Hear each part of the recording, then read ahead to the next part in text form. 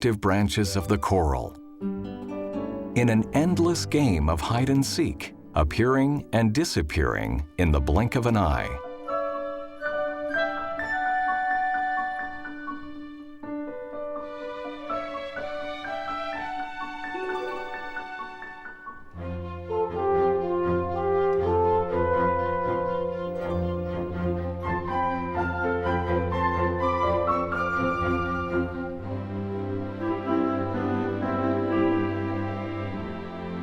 The currents bring food to those who wait in place.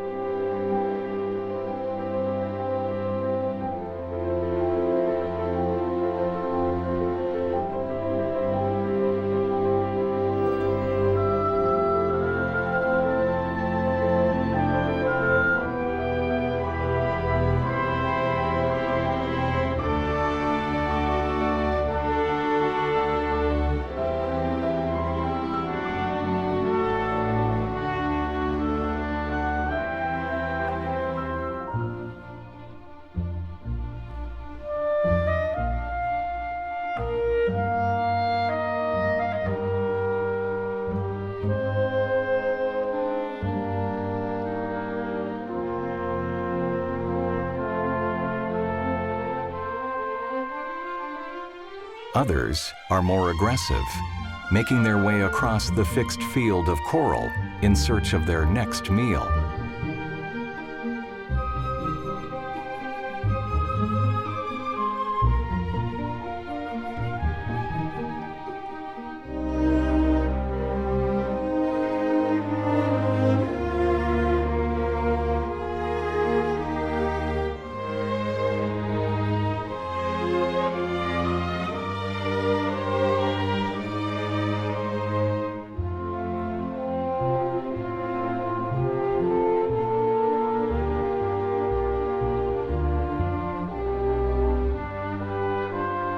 But all here depend upon each other in some way.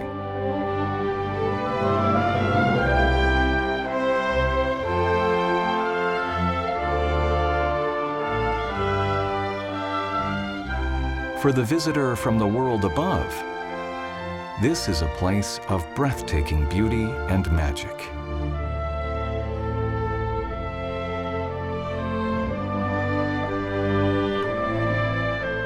And full of characters that seem custom-made for their environment.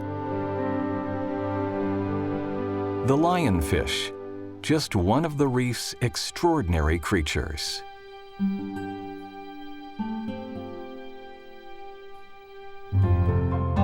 Only a small fraction of the world's reefs are as pristine as this one. Much of the ocean is damaged, and in some places, great swaths of it are veritable dead zones.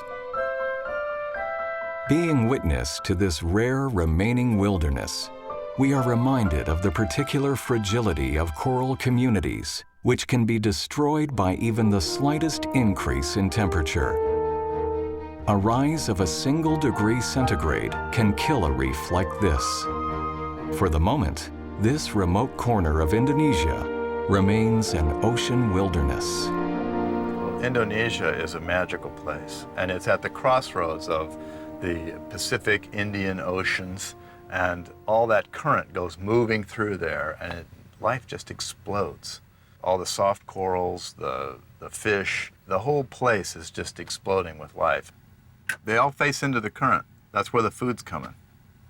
And then when danger comes, like a guy with a big camera, they all dump down into the coral bed. That is fun, isn't it? One thing I really appreciated about Raja Ampat is the pristine look of that coral. So much of the coral nowadays in the ocean, we're seeing signs of stress.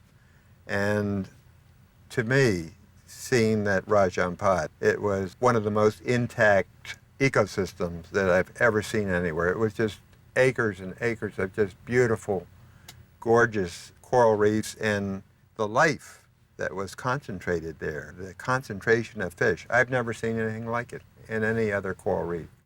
So far, this Ocean Odyssey has brought Feo and Bob back to some of their favorite places in the Galápagos and the kelp forests. as well as to discover a new favorite place, Raja Ampat, Indonesia. The allure of these magical ocean places is clear, but there are favorite ocean creatures to be found for this project as well. Whales have long fascinated Feo, and he spent decades capturing various species of whales at home in their underwater world. Here we are with the sperm whales. And that's another off-the-chart experience for me. A little more difficult. They're in open ocean, they're diving to thousands of feet, and you're waiting around a lot to kind of position yourself, and it's a big ocean. The fact that we were able to really get close. You remember that socializing event? Every once in a while, these guys would all collect at the surface and had a social hour. There were as many as half a dozen whales that would all come up and socialize.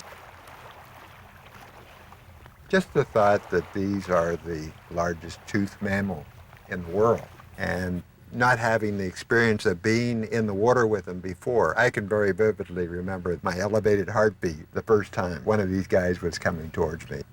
It was a memorable moment. Sperm whales, they're a down-looking animal.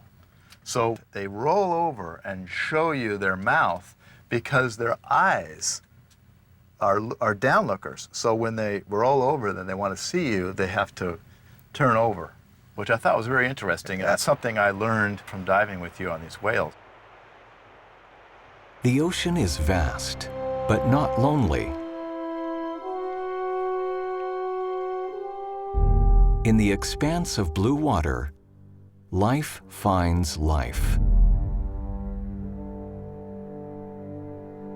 A series of rocky islands near the middle of the Atlantic Ocean, 1,000 miles from the nearest land in any direction, are the Azores.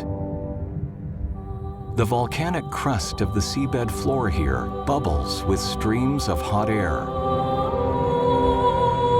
Sperm whales, usually so elusive, gather here with abandon. The largest toothed mammals on